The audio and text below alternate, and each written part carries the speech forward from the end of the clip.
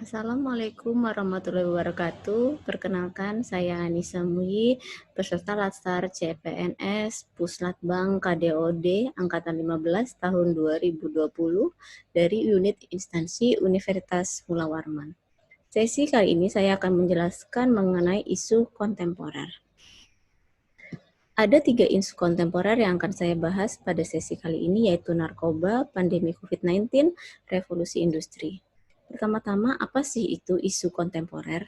Isu kontemporer merupakan suatu permasalahan yang masih menjadi masalah atau masih sering kita bahas dalam kondisi saat ini. Yang pertama adalah kita mengenal narkoba. Kita tahu bahwa Indonesia saat ini dinyatakan sebagai darurat narkoba. Sebelum kita mengatasi kenapa sih terjadi darurat narkoba di negeri Indonesia, berarti kita harus mengidentifikasi dulu latar belakangnya. Kenapa?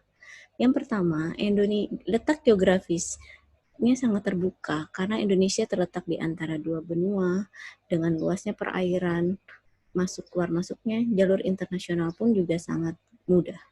Yang kedua, demografis yang sangat besar menjadi pasar potensial bagi peredaran gelap narkoba. Yang ketiga, bahwa peredaran gelap narkoba itu bukan hanya mengenai dewasa, tapi sekarang juga mengenai anak-anak. Mereka digunakan baik sebagai pemakai maupun supply untuk peredaran narkoba itu sendiri.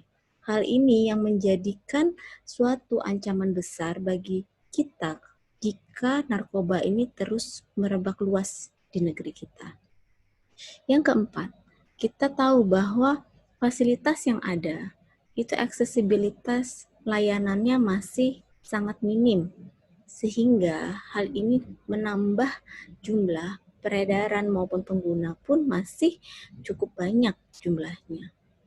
Yang kelima, bahwa stigma terhadap penyalahgunaan narkoba itu masih jelek di masyarakat, sehingga mereka takut untuk melaporkan, mereka takut untuk rehabilitasi. Sistem penegakan hukum di Indonesia itu masih belum memberikan efek jerak, sehingga pengedar maupun pemakai masih banyak kita jumpai di Indonesia.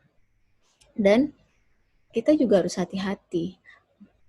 Peredaran narkoba itu memiliki jaringan yang terorganisir, sehingga mereka selalu memiliki cara untuk dapat mensuplai barang-barang tersebut untuk diedarkan ke masyarakat. Hal inilah yang menjadikan ancaman maupun tantangan untuk kita sendiri. Bagaimana kita nanti dalam bekerja agar dapat ikut menjadi aksi satuan untuk memberantas narkoba di Indonesia. Kita mengetahui sudah ada regulasi dari pemerintah P4GN, pencegahan, pemberantasan, penyalahgunaan, dan peredaran gelap narkoba.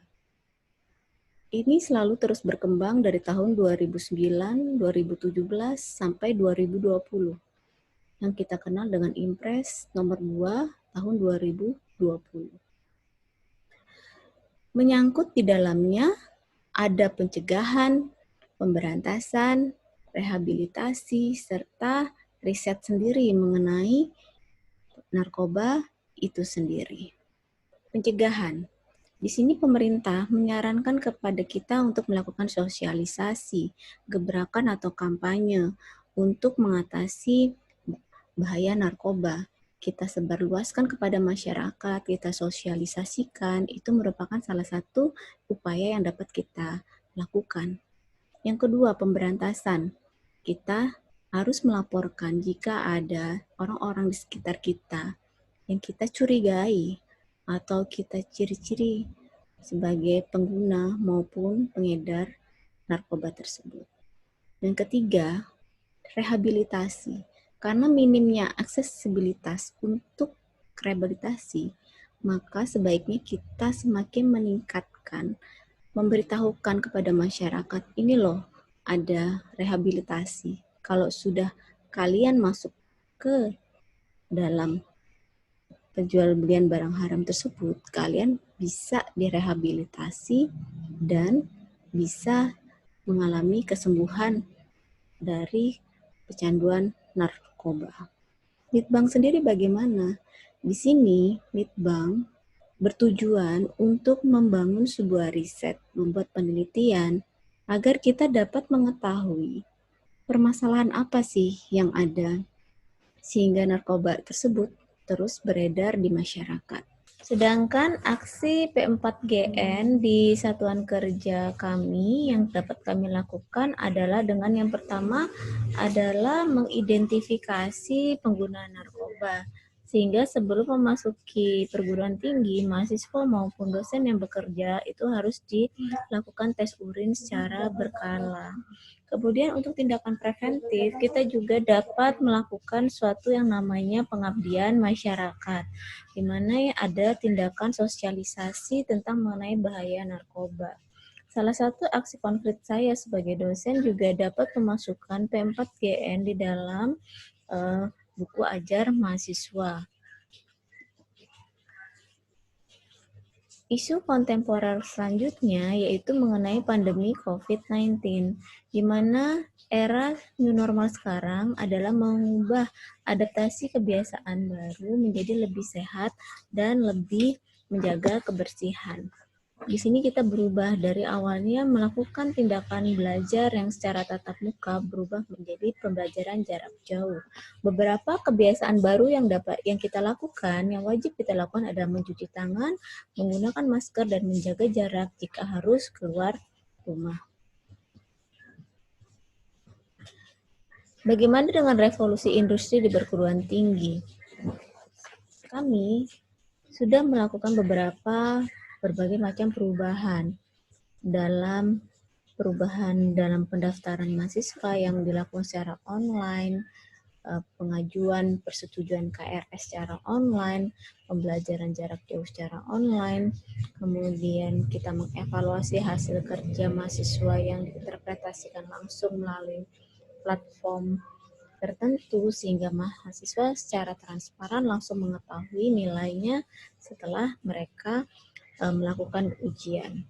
Virtual maupun chat yang kita lakukan secara online di perguruan tinggi juga sangat membantu untuk memecahkan berbagai masalah pada saat pembatasan sosial di masyarakat.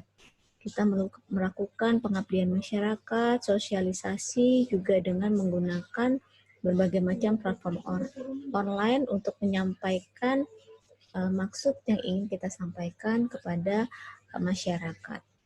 Sedangkan poin pembelajaran yang ingin saya sampaikan kali ini adalah bahwa perubahan lingkungan strategik yang begitu cepat, masif, dan complicated saat ini menjadi tantangan bagi kita untuk meningkatkan daya saing kita. Kita sebagai modal insani harus memiliki dan meningkatkan pengetahuan intelektual kita, kesehatan fisik, kesehatan emosional, atau ketabahan, kemudian kita meningkatkan kesehatan sosial kita agar dapat menerima perubahan tersebut sebagai tantangan dan menyikapinya dengan baik. Strategi bersikap yang harus ditunjukkan adalah dengan cara objektif dan dapat dipertanggungjawabkan secara terintegrasi dan komprehensif. Oleh karena itu, dibutuhkan kemampuan berpikir kritis, analitis, dan objektif terhadap satu persoalan, sehingga dapat merumuskan alternatif pemecahan masalah yang lebih baik dengan dasar analisa yang matang. Demikian, terima kasih.